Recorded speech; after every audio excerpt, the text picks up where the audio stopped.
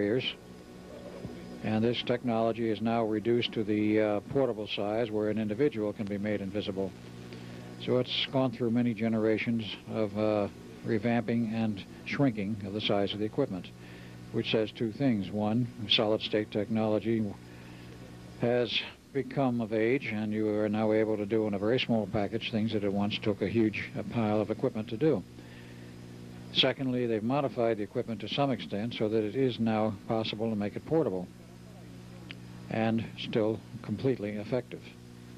What the principles now are that they're using, I don't know. I don't know if it bears a resemblance to the original procedures or not, but they do have it working. In fact, there's even a famous photo available of President Bush and his Secret Service man out fishing at Kennebunkport, Maine in the surf, and in between the two of them there is a fishing pole standing there fishing with nobody hanging onto it, quite invisible hands holding it up.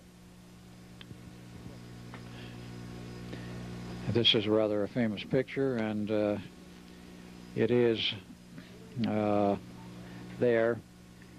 It has been publicized in a couple of newspapers, and merely goes to show that the government has rather good control over this sort of thing.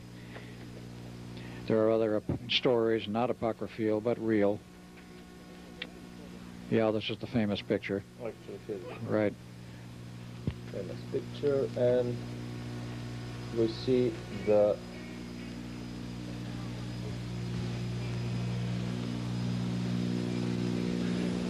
you see the president on the right in his pink shirt, Secret Service man on the left with his arms crossed, and the fishing pole standing there all by itself in the surf. And it's very strange. If you look closely, you will see down in the water there are splash marks around invisible feet. Right between the two, yes, right there.